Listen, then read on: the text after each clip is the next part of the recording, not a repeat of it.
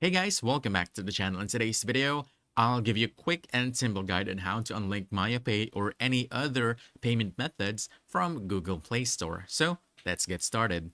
First off, go ahead and open your Google Play Store.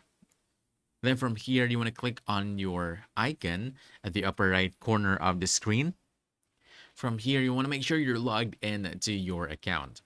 If not, go ahead and choose switch account. But if you're all good, just simply click or tap on payments and subscriptions. Then choose payment methods at the top. On this next page, you want to scroll down and at the very bottom, tap on more payment settings. Now, once you do, it will open your browser. And from here, it'll show all of your attached payment methods on your Google account. As you can see, these are the payment methods attached to my account. And you'll see that there is the option to remove them.